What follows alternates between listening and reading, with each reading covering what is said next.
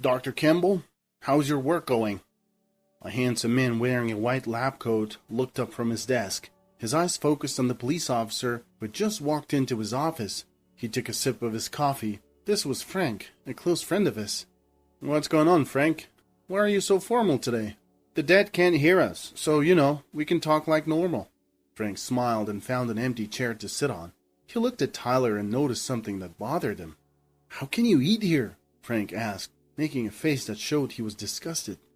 Tyler just shrugged. What's the problem? Where else should I eat? This is my office. You want some coffee? Frank looked like he might be sick and quickly shook his head. No thanks, I'm fine. Tyler reached for a pile of papers on the table and handed it to him. Here's the report you wanted. Frank quickly looked through the papers and then relaxed into a smile. Thanks, Tyler. It's exactly what I thought. Now I don't have to hurry and we can chat. How's everything with you? Tyler laughed. You never fail to surprise me. I can't imagine how you'd talk to me if the report wasn't ready. I'm doing well. And before you ask, yes, I'm still single. How's that possible? I remember at the last party you left with the most beautiful woman there. I don't know, Frank. Seems like girls don't want to be with someone who has my kind of job. As soon as they find out I work with dead people, they lose interest. Frank teased. Well, that's your fault, isn't it? You could have followed in your family's footsteps and played the violin. But instead, you chose this strange job working with the dead. Tyler laughed, picturing himself on stage in a fancy tuxedo playing in front of a large crowd. But no, he loved his job as a medical examiner, looking into the causes of people's death, and he wouldn't trade it for anything else. Growing up, Tyler's family always assumed he would become a musician like the rest of them. Music was in their blood, and young Tyler was expected to follow suit. His days were packed from morning to night. After regular school, he would hurry to music lessons and then on to a private tutor. If someone had woken him up in the middle of the night and asked what he hated the most, he would have instantly answered, music. But he never told his mother, father, or grandmother how he felt about it. They would have been shocked. Instead, Tyler quietly fostered the love for forensic investigations and detective shows. In school, he excelled in subjects that had nothing to do with music, such as math, chemistry, and biology. His parents either didn't notice or didn't want to see their son's true passion until something happened that changed everything.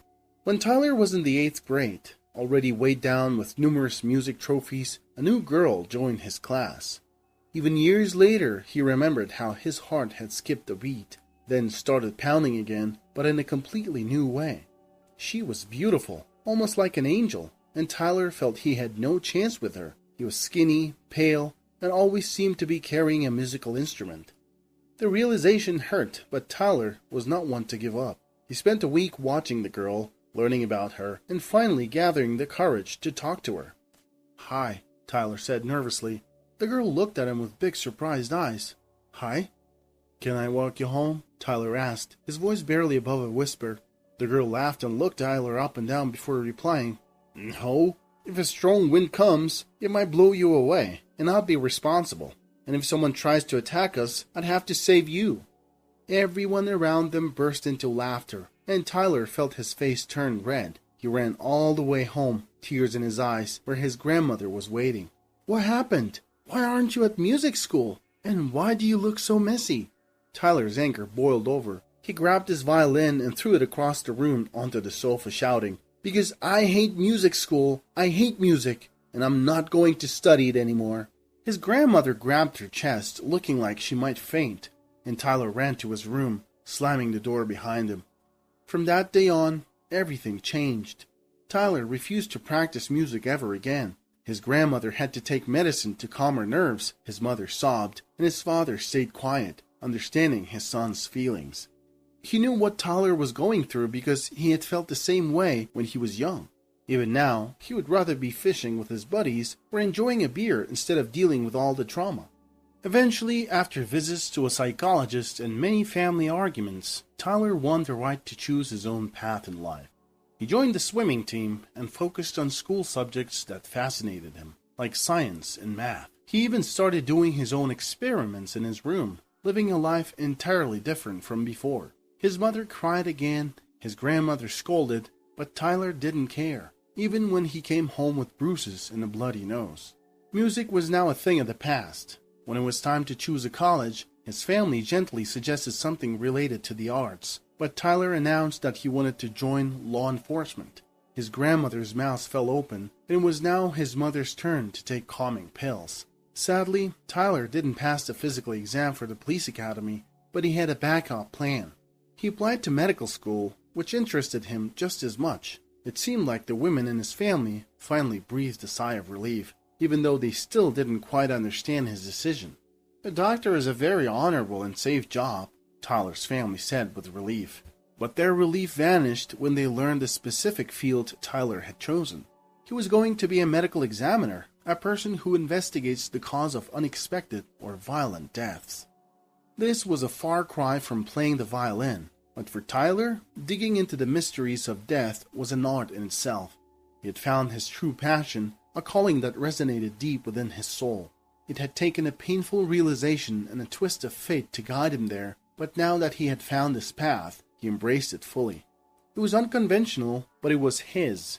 "You're lucky," Frank said with a hint of envy. "Sitting here in your kingdom like the ruler of the underworld. No one bothers you."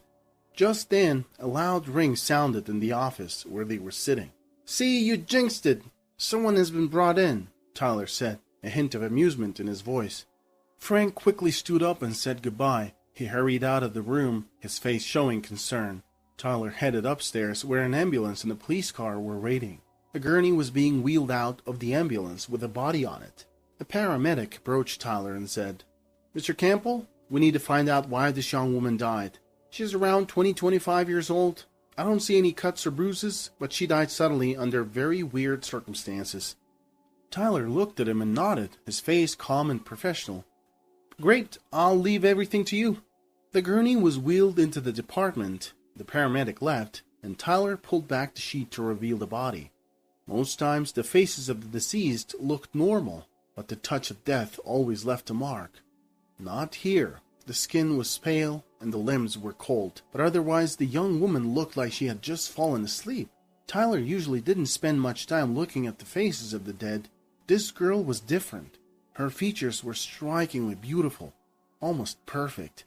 Something inside Tyler's chest ached. He had a strange feeling of longing, as if he had known her and loved her. "She's so young and beautiful. If only she were alive, I might have found the courage to ask her out," he thought. His mind started to wander, imagining how she might react if she knew he worked with the dead, but he quickly pushed that thought away and prepared to do his job. Tyler looked at the girl on the table and felt a rush of bravery unlike anything he'd felt before. It was as though he wanted to protect someone dear to him, someone like the young woman lying there. Her serene and soft face made his heart ache. How could someone so beautiful have to die? She deserved to live. Her beauty was like a work of art. With a shake of his head, Tyler snapped out of his thoughts and went to prepare for the autopsy. He picked up the scalpel, feeling the cold handle in his hand. The body on the table no longer seemed like a person, but a puzzle to be solved. Tyler was used to digging deep to find the truth, even if it lay hidden. This was what his job required. He made a small cut, just an inch long, then jerked back in surprise. The girl's skin seemed to tremble. He leaned closer to her lips, but felt no breath. Was he imagining things? Grabbing a stethoscope, he bent over the body, listening intently, but he heard nothing. What in the world was that? Am I dreaming? He wondered, confusion clouding his mind. He was about to pick up the scalpel again when the body on the table twitched. The girl who had been pronounced dead inhaled sharply and opened her eyes. Her sky-blue eyes darted around the room in shock before landing on Tyler, who stood frozen, his face as pale as a sheet. "I'm cold," she whispered, her voice weak, her lips barely moving before slumping back on the table. Tyler's heart raced as he rushed to the phone, dialing a colleague in the emergency department. "Doc, hi, I need your help. We have a girl who was dead, but she's just come back to life. Come down quick." "What?" The voice on the other end was full of disbelief. Tyler quickly explained the situation and hung up, his hands shaking as he turned back to the girl on the table. Her eyes were closed again and her breathing was shallow. In a few hours, the girl whose name Tyler learned was Denise slowly came to her senses. Tyler, who had stayed after work, sat by her bedside, unable to leave her side during this mysterious incident. His heart went out to the stranger, especially since a dangerous substance had been found in her blood, causing her heart to stop. Any longer, and we wouldn't have been able to detect it in the blood, the doctor had told Tyler earlier. And it would have looked like a mere heart attack. Tyler finished the sentence, still amazed at how Denise had survived. Whether her body reacted differently or some unseen force protected her, she had miraculously woken up from what seemed like death.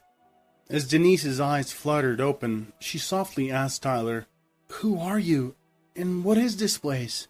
"My name is Tyler Campbell. I'm a medical examiner. You were pronounced dead and brought here. I was about to perform an autopsy," Tyler explained, watching her eyes widen in shock. "How did I end up here?" Tyler was about to answer, but a knock at the door interrupted him. Frank entered, followed by 2 policemen. "You're just in time. She's awake," Tyler said. The doctor who came in with them spoke quietly. "She can't talk much right now, so don't pressure her or make her anxious. And not for long. We gave her sedatives. She'll fall asleep again soon." Frank nodded. "Yes, of course. My people are working on the scene. I'll just ask a couple of questions." They all prepared to listen as the situation unfolded. A few hours earlier, Denise had been working as a cleaner at a private wealthy residence. "Hey, Carol, can you finish up here by yourself? There's just a little bit left. I'll go help the girls wash the windows," Denise had asked her senior colleague, a plump woman who nodded at her without pausing in her work. "Yes, dear, go ahead. Don't worry. Just take out these bags of trash." "All right." Denise grabbed the bags and headed to the yard, where others in the same uniform were busily maintaining the grand estate of one of the city's wealthiest individuals. They were tidying the yard, cleaning the garden, and keeping everything in perfect order. Denise had been working for the cleaning company for a year, but she still didn't know all of her colleagues. Usually she worked with just a few of them. However, this particular job was different. The client was preparing for a significant event, and he needed his grand home brought to a spotless condition as quickly as possible. Many workers had been called in to ensure the job was done swiftly. Walking down a narrow path behind the house, Denise turned the corner of an outbuilding. "It's a bit gloomy here. Nothing like the front of the house," she nervously said to herself, trying to shake off an uneasy feeling. As she approached the trash bin, a sudden shiver ran down her spine. Just then, her phone chimed with a message. As she looked at the screen, her eyes caught movement. Another worker, his upper body hidden behind a pile of boxes, was approaching. Only his hands were visible, clutching the heavy load. Denise tried to step aside to let him pass, but she was too late. They collided, the boxes scattered, and she felt a sharp, painful jab on her side. "Ouch!" was all she could utter before the world went dark. Her body went limp, her breath grew short, and all she could hear were the faint rustling of retreating footsteps. "Help! Please! I feel sick!" she moaned, struggling to find the wall to support herself. She took a few wobbly steps before collapsing to the ground and losing consciousness. That was all she remembered. "Did you see the face of that worker? Or do you remember any distinctive features?" one of the interrogators asked, leaning forward with intense interest. "I'm sorry, no. I didn't see the face, only the hands. But there seemed to be a black bracelet on one of the wrists. I can't recall exactly," Denise replied, her voice trembling. Tyler and Frank exchanged significant glances. "That's very important information. Well done. If you remember anything else, let us know. Rest for now," they advised, trying to reassure her. It was decided to keep Denise's survival a secret to avoid alarming whoever had attacked her. They needed more time to investigate. The next morning, Denise finally felt stronger. Tyler visited her again, patiently explaining the circumstances of their meeting. The girl was frightened and overwhelmed, still trying to understand the terrifying incident that had transpired. Her eyes welled up with tears as Tyler's gentle voice filled her with a sense of safety and compassion. "Your relatives must be really worried. Frank told me that 2 women came to see him. One of them said she was your grandmother, and the other seemed to be your aunt. Your grandmother looked heartbroken. What about your parents?" Tyler asked gently. "I don't have parents. They died a long time ago," Denise replied, her voice flat and emotionless. "Oh, I'm sorry. I didn't mean to," Tyler stammered, mentally scolding himself for his lack of tact. "It's okay. It was a long time ago," she answered, her eyes distant, then asked, "So my grandmother came then, huh?" "Yes, but we didn't tell her much either, to keep the information from getting out." "Okay." Tyler looked at the fragile girl and felt a powerful urge to protect her. No, he wouldn't ask her about anything else, not until she wanted to talk about it herself. "Here's the thing, Denise. You can't go home for now, and I feel a sort of responsibility for you. Please don't misunderstand me, but it would be best if you stayed with me for a while, until Frank finds the culprit, and he will definitely find him. He's the best at what he does." Denise silently looked away. Tyler waited. She finally gave a slight nod. "Thank you." A couple of days later, the girl was discharged. Tyler took her to his home, handed her a spare set of keys, and insisted she call if she needed anything or simply wanted to talk. Then he went back to work. The workday seemed to drag on forever. Frank didn't provide any updates. Unable to wait any longer for news, a wary Tyler returned home in the evening. He opened the door with his key, stepped into the hallway, and stopped in his tracks. He inhaled deeply. The apartment was filled with the delightful aroma of freshly cooked food. He smiled broadly, thinking, "Who would have thought? I never believed my kitchen would see the day when something so delicious would be cooked in it." "Good evening," Denise greeted him simply. The guest and the host sat down at a warm meal. Tyler devoured the food with pleasure. Denise, a bit shy, smiled contentedly. "I wanted to thank you for taking me in. It's nothing special, just pasta with vegetables." "I've never tasted anything better. Thank you," Tyler said, smiling back. During the meal, the two chatted and learned more about each other. When the conversation turned to hobbies, the girl mentioned her love for music. "You play the violin?" Tyler exclaimed, his hand with a cup of tea pausing mid-air. "Yes. Is something wrong?" "No, everything's fine." Tyler smiled, his eyes lighting up as he ruffled his hair. "It's just, how shall I put it? I used to play the violin too, but unlike you, I found my calling elsewhere." "Wow, I can't imagine you with a violin bow in your hand," Denise said, her eyes sparkling with curiosity. They both laughed, enjoying the moment. "Why did you stop playing?" she asked, leaning forward to hear his story. Tyler's face softened as he recounted his journey as a failed musician. He described how he had once been passionate about the violin, practicing for hours, and even performing in small venues. But over time, he realized that his heart was in medicine, and he chose a different path. At the end of his story, he chuckled and said, "The ladies in my family still can't come to terms with my choice." Denise smiled thoughtfully, her mind wandering to her own family. She was silent for a while, and then suddenly the words poured out of her like a torrent. "Well, it's good when your family wholeheartedly supports your choices. My mother was wonderful at that. She was always on my side," Denise reminisced, her voice tinged with both warmth and sorrow. Denise grew up without a father, who had died before she was born. Her mother worked tirelessly, sacrificing and striving to create a loving and comfortable environment for her daughter.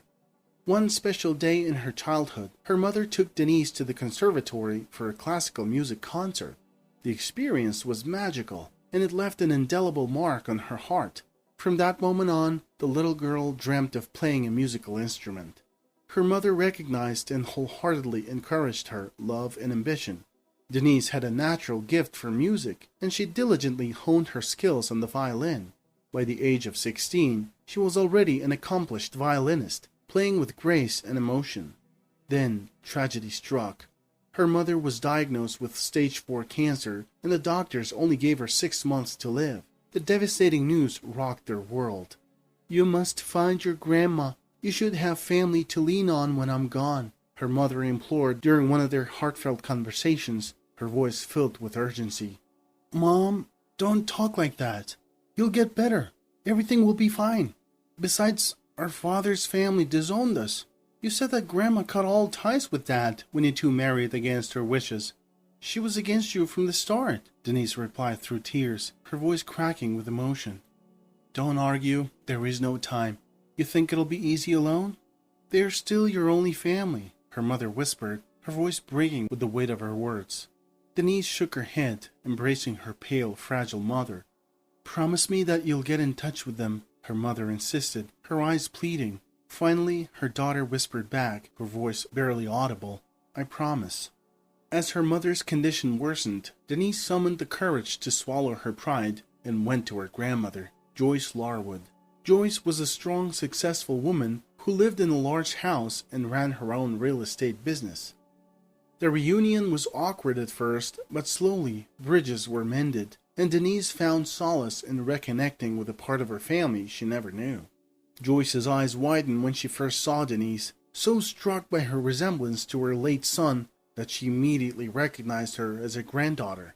The family connection was unmistakable, and the emotions it stirred were profound. "Please, help save my mom," Denise pleaded, tears in her eyes. "I need nothing else from you." Joyce's heart went out to the girl, and she agreed to help. However, despite all their efforts, the day came when Denise's mother quietly passed away. The girl's grief knew no bounds, a pain so deep it felt unending. But her mother's words rang in her ears, urging her to pull herself together and move on. Their relationship with her newly met grandmother was awkward at first, filled with uncertainty and unspoken feelings. When Joyce offered to move in, Denise hesitated, but then remembered her mom's wise words that they were the only relatives she had left. And besides, as she got to know her grandmother, she realized that Joyce wasn't as bad a person as she had been portrayed. Denise moved in with her grandmother, and over time, the two gradually began to grow attached to each other. Joyce saw how decent, educated, kind, and pure-hearted Denise was. Her impressive violin skills only deepened Joyce's admiration. The pair were on the path to forming a deep bond, finding comfort and understanding in each other that they hadn't expected to discover. But not everything was smooth in this newly discovered family connection. Denise's grandmother, as it turned out, was living with her cousin Jacqueline, who had shown up after her divorce. Aunt Jacqueline managed the household and enjoyed the full trust of the elderly woman in family matters. She was accustomed to being the center of attention and having control. But now, to put it mildly, she was not thrilled that the direct heir of Joyce, Denise, had joined the family. From their first meeting, she took an instant dislike to her. Jacqueline's eyes were often filled with suspicion and jealousy, watching Denise's every move. Her attitude created a tension in the house, a sharp contrast to the warmth that was growing between Denise and Joyce. Despite the strain, Denise tried her best to be polite and respectful to Jacqueline, understanding that she was part of her grandmother's life, but she couldn't shake the feeling that something was not quite right with her aunt. The family dynamics were complex, filled with love, connection, and underlying tensions. It was a new chapter in Denise's life, one that held promise, but also challenges. The experience of living with her grandmother was a mixture of joy and adjustment, and the presence of Aunt Jacqueline added an unpredictable element to their daily lives. "That girl's a con artist. She just appeared out of nowhere, aiming to snatch the old woman's money, and my naive sister believes her. She must be getting completely delirious." Aunt Jacqueline would fume in private, her face twisted with anger and suspicion. She badmouthed Denise at every turn and tried to turn Joyce, the mistress of the house, against her. She made life at home unbearable, always finding fault with Denise and skillfully pretending to be innocent when confronted by Joyce. Her tactics were subtle but relentless, and it got to the point that Denise would stay late at school or her violin courses just to avoid interacting with Jacqueline. Despite the hostile environment, Denise never complained to her grandmother. She believed that the older woman wouldn't believe her, and besides, she didn't want to cause her any pain or distress. She endured Jacqueline's bitter resentment quietly, her heart aching with the unfairness of it all. Finally, unable to bear the tension any longer, Denise moved out as soon as she was accepted into college. She needed space to breathe and grow, away from Jacqueline's constant scrutiny and scorn. After that, it had been about 5 years since she had been living an independent life. Having successfully completed music school, she played part-time in an orchestra and took other part-time jobs, such as cleaning services, to make ends meet. Aunt Jacqueline stopped harassing her when she realized that Denise had no claims on her grandmother's money. She seemed to lose interest in the young girl once her threat to the inheritance was gone. Yet Grandma Joyce still missed Denise terribly and hoped that her granddaughter would come back to live with her. She called her periodically, their conversations filled with warmth and love, but also a touch of sadness. You know what I remembered? The girl suddenly exclaimed, finishing her story, her eyes wide with realization. What? Tyler asked, his interest piqued. On the day before I was attacked, I got a message from Grandma. She had invited me to come to her house for her birthday and said she wanted to tell me something important. By the way, did they find my phone yet? Denise asked, a worried expression on her face. Unfortunately not yet, Tyler replied, his brow furrowing as he considered the implications of her words. A new thread of mystery was woven into their conversation, adding to the complex tapestry of events. Denise's connection to her family, the unexpected message from her grandmother, and the strange attack on her were all pieces of a puzzle that seemed to grow more intricate the more they explored it. Denise's eyes suddenly widened, and she sat up straight as if jolted by a memory. And also, I remembered something else. The wrist of that person, the one who attacked me, didn't have a bracelet. There was a tattoo of a chain on it, she stammered, her voice filled with both excitement and trepidation. Are you sure about that? Tyler asked, leaning forward in his chair, his eyes fixed intently on her. Yes, absolutely. I couldn't recall it before, but now it's clear, Denise confirmed, nodding her head emphatically. Tyler's heart began to race. This was a crucial piece of information. He quickly grabbed his phone and dialed his friend's number. Frank, come to my house quickly. I have something for you. Frank arrived within half an hour, his face showing concern. He listened to Denise attentively, asking her clarifying questions, making sure to capture every detail. When he was left alone with Tyler, he risked sharing his own thoughts on the matter. Do you think the aunt could be involved in this? He asked, his voice low and thoughtful. Let's not rule out any possibilities. Anything can happen, especially since the girl says she doesn't have any enemies. Well, except for her aunt, Tyler replied, rubbing his chin. Tyler pondered for a moment, lost in thought. How could such a good person have enemies? Frank gave his friend a teasing look, his eyes twinkling with mischief. Oh, a good person, you say? You like her, don't you? It's not like that, Tyler stammered, his face turning a shade redder. All right. But why not? She is beautiful, sweet, and plays the violin. Don't miss your chance, or someone else will quickly snatch her away, Frank chided, laughing at his friend's discomfort. Stop talking nonsense. She's got her own head on her shoulders. Tyler blushed, trying to steer the conversation back to the matter at hand. You better tell me what's going on with the case. Any progress? Frank's grin faded, and he became serious, his demeanor changing as he focused on the case. Well, where to begin? It turned out that the surveillance camera footage at the site of the incident captured a person in uniform who was carrying boxes. Unfortunately, the recording quality was poor, and they couldn't get a clear image of the face. Furthermore, on that particular day, the cleaning company had hired a few temporary workers due to staff shortages.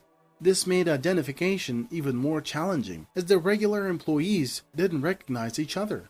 Frank described the complexities of the investigation, how they were painstakingly trying to narrow down the list of suspects and make sense of the scant evidence they had. The tattoo description might be a vital lead, something that could help them pinpoint the attacker. Frank had taken a trip to Denise's grandmother's house. After speaking with her, he was about to leave when a car pulled up and Jacqueline emerged, her face flushed with emotion. Hey, Aunt Joyce, what's the police doing here? Called Jacqueline, her tone a mix of curiosity and concern. It's Denise. She's gone, Joyce cried, her voice breaking as tears welled in her eyes. Hearing the anguish in Joyce's voice, Jacqueline quickly ran up to her and gave her aunt a comforting hug. A moment later, she let go and asked, her voice filled with dread. Oh my God, what happened to her? I don't know. She just collapsed at work, and that's all I know, Joyce sobbed, her body trembling with grief. At that moment, the man who had given Jacqueline a ride also approached and hugged them. Frank, who was standing not too far away, noticed the tattoo on the man's wrist. It was the same tattoo that they had seen in the surveillance video. A chill ran down his spine as the pieces of the puzzle started falling into place. He quietly said his goodbyes and left, his mind racing. Upon hearing the tragic news about Denise, Joyce had immediately canceled the grand reception planned for her birthday. But the night before, she had spent a long time in her office talking on the phone. It was Frank who had explained that Denise had actually survived, and was now under protection.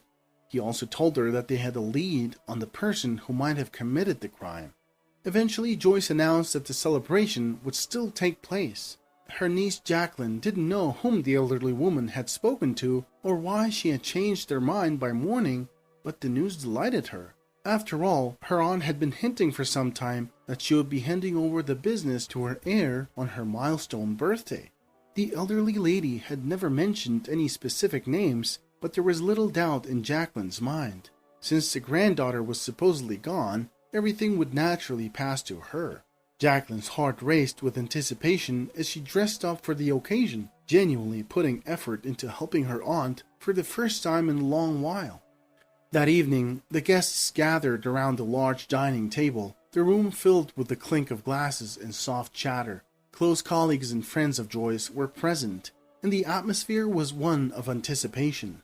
However, the old woman seemed distracted, continually checking her watch and casting impatient glances at the entrance door. Jacqueline, sensing the unease in the room, decided to take control of the situation.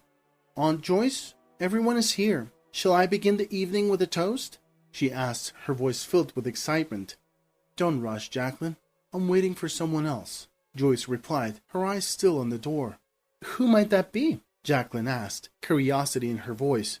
"You'll see," Joyce answered, a secretive smile on her face. At that moment, the door to the hall swung open, and a couple entered. The young woman, dressed in a beautiful silver gown, was arm in arm with a tall man in an elegant suit. Their appearance caused a stir in the room. "Ah, here are my main guests," Joyce joyfully announced, rising to her feet. "Now we can begin." Tyler reassuringly squeezed the hand of his companion, feeling her tension. It was clear that Denise was nervous, and he looked around the room, noting various expressions. Joyce's happy smile, the guest's bewilderment, and Jacqueline's face, pale with shock. Then he locked eyes with Denise. She looked stunning in her dress, her long dark hair flowing down her back, her blue eyes sparkling with excitement and fear.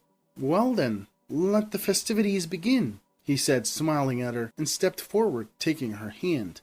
The room erupted in whispers as the guests recognized the young woman as Joyce's granddaughter, but among all those present, it was her niece Jacqueline who was especially shaken. Her face turned ashen, and her hands trembled as Joyce's announcement came. She intended to transfer most of her assets to Denise, her rightful heir. Jacqueline's fury erupted like a volcano. She caused a scandal at the gathering, calling Joyce a foolish old woman and Denise a deceitful manipulator. "Why won't you just die?" she spat at her aunt, her face twisted with rage, and stormed out the door. Outside, a police squad awaited her, led by Frank, his face stern and his eyes unyielding. He already knew that the man who had tried to kill Denise was Jacqueline's lover. The lover had betrayed Jacqueline, revealing that he had acted on her orders to eliminate Denise. As evidence, he had shown the incriminating messages on his phone from Jacqueline, outlining the wicked plot. 6 months after that fateful evening, the time had come for a joyous occasion. In a church adorned with white flowers, a beautiful bride in a white dress walked down the aisle. It was Denise, holding on to her joyful grandmother's arm, her face glowing with happiness. At the altar, her handsome groom, Tyler, looked at her with adoring eyes. The medical examiner, often seen as having an off-putting profession, was finally getting married. He had found a girl who not only accepted his line of work, but looked upon it with a certain reverence. She had once said to him that it was only because of his profession that they had found each other. In the front row sat Tyler's parents, his mother dabbing her eyes with a handkerchief, overwhelmed with emotion. She was thrilled with her new daughter-in-law. "God, my Tyler has finally found a wife, and such a beautiful one, and how she plays the violin, a sheer delight for the ears," she kept repeating after meeting Denise. Frank was also present at the wedding, and he was enjoying the celebration with his wife Stacy and their son Jay. His successful handling of the case had led to a promotion at work, and he was now the head of a department with the rank of lieutenant colonel. That evening, at his own wedding and for the first time in many years, Tyler picked up the violin again. Together with his new bride, they performed a touching melody that brought tears to the eyes of almost all the guests. It was a symbol of their unity, their love, and the beautiful journey that had brought them together.